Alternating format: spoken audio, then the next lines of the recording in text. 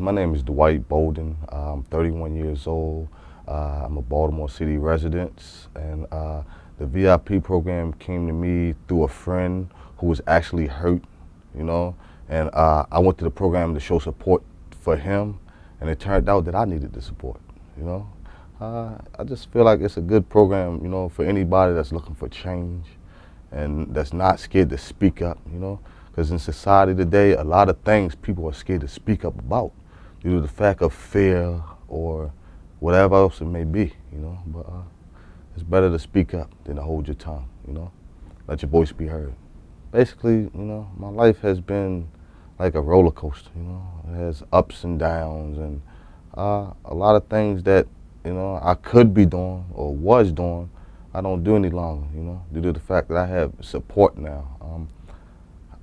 My mother had cancer, so I got to live with my grandmother. I have 3 siblings, and we were all split up due to the fact of cancer. Actually, she was in this hospital on the 8th floor. She was the only one out of 189 people on her floor to live, actually. Like she said, God, do everything for a reason, and I'm starting to understand it slowly but surely. Why we're here, to be productive. If we're not being productive, we have no purpose for real. The first couple sessions that I sat in on, I thought was funny. I'm like, oh, it's a bunch of guys in here that's punks for real in my mind. I felt like, oh, they shot all up or stabbed all up because they thought they was tough. So because they thought they was tough, someone hurt them, not realizing that these are people, mothers and fathers and sons and uncles and brothers who just, had a bad swing of events that happened to them. So, they had to deal with the outcome. And, a lot of them, could sit around, be mopey and sit in the wheelchair and hate themselves for what they got themselves into. Or they can, get in a program like this and talk about it. I definitely feel like communication is the key to a lot of things, A lot of times people in this day and society, they don't want to communicate about anything. They rather just keep it bottled in, and then, you know how the saying goes, the straw that broke the camel back, Then they want to explode and lash out on people. So just talking about it, getting your problem in open, see if it's a way to resolve your problem, Whatever is on your mind, you can speak it in that room. Once that door closed, nothing leaves that room, It can be people in there that you don't like. It can be people that you know from on the street. Anything, it doesn't matter. Once you close that room door, everybody greets each other in a manner as if we were family, from the instructor to the teammates of the instructor to the clients. We all we definitely have became a family over the years, definitely.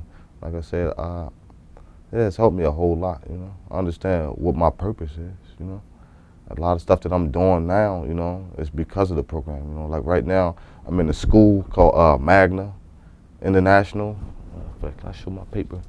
It's called Magna International, and I'm working to be a machinist for my tool and die.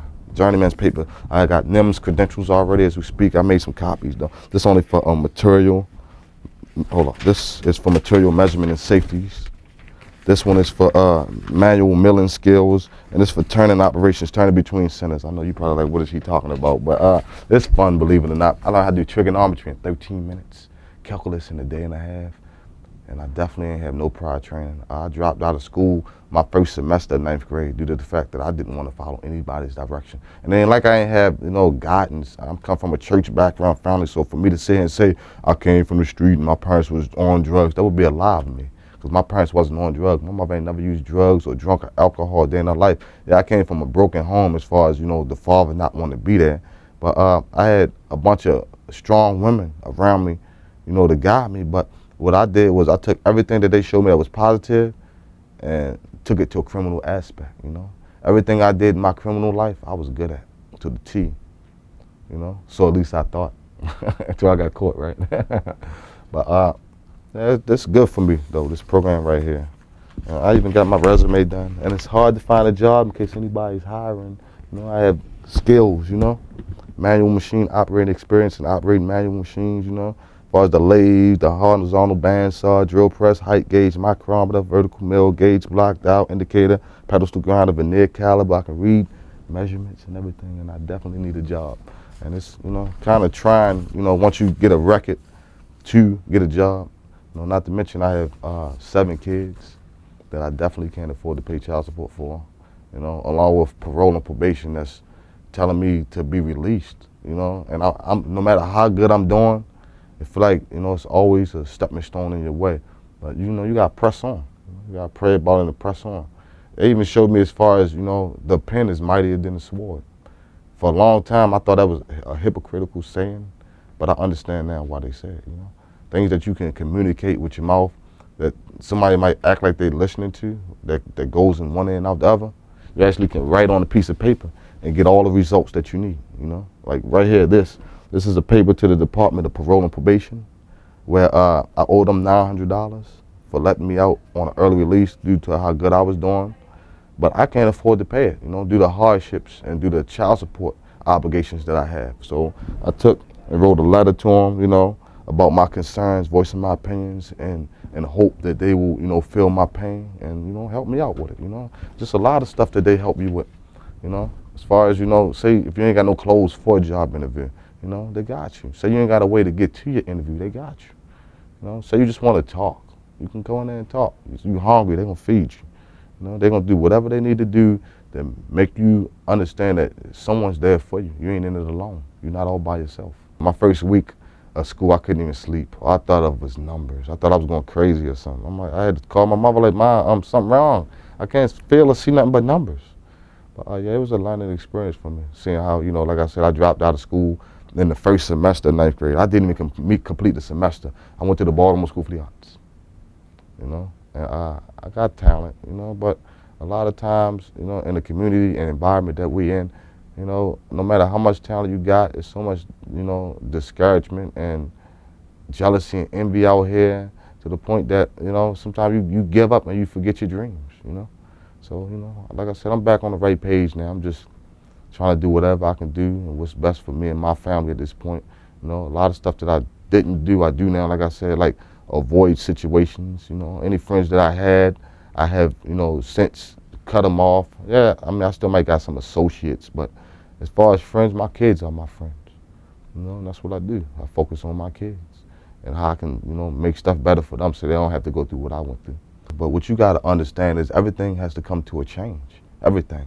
I don't care what it is, and I don't care who you are to think whatever it is going to stay the same. It's not, you know. Sooner or later, you're going to realize that being a productive member of society is what's necessary to survive in this world. You know, all that, I'm ganged up this, I'm a blood this, that's nonsense, man. That's some fabricated, made up stuff that they put in your head so you can think that you're tough when you're really not. Because there's always somebody out here that can beat somebody. As you can see, it don't even take somebody beating somebody. All it takes is one finger to sit the biggest dude down.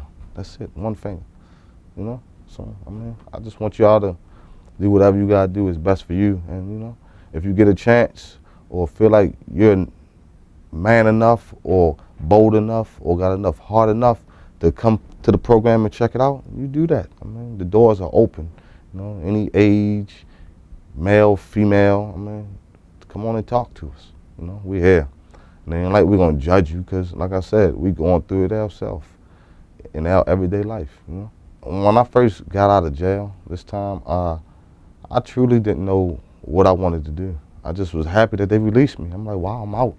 I was like a caged animal back on the street. And first thing in my mind was, I'm gonna get me a pack. I gotta get money so I can get back to my status, get me my car back, get me this back.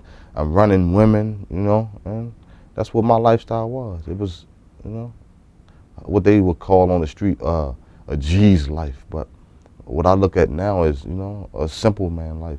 A man that's a hypocrite who don't understand that all the babies that you make, sooner or later you're gonna have to take care of them by choice or force. That's definitely by choice or force, you know.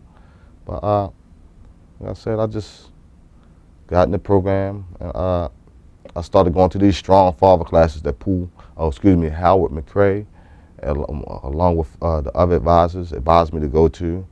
And I sat in there and I started getting parenting tips, you know, about how to deal with my kids a little better than how I was doing it. And as far as, you know, job training and skills, and as I showed you my resume, we did a resume training class. I don't know where it's at.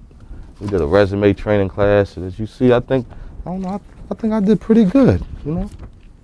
I think I did pretty good, you know. Good format, you know. My objective is here, you know. My special training, you know. I mean, I'm doing whatever I got to do to make sure that I don't have to go backwards instead of forward, you know. That's my goal, to go forward.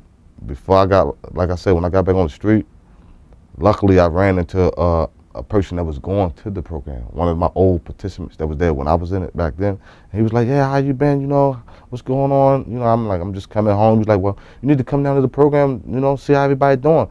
And I was like, all right, I'm gonna come. And I kept on avoiding it. I avoided it for like 3 months, 4 months, until I hit rock bottom. And, you know, it wasn't nothing working. Not a McDonald's job, not a nothing job, you know. So I said, let me go sit in on this program. It can't help, you know. And like I said, everybody, you know, just kept on talking positive to me. Everything I shot at them that was negative, they hit me with a positive rebuttal. You know, it's gonna be okay. You know, everybody go through their ups and downs. You just gotta hang in there. I mean, it's motivation in itself. You know, anything that can motivate you to want to be your best, it gotta be good for you. Got to be good for you.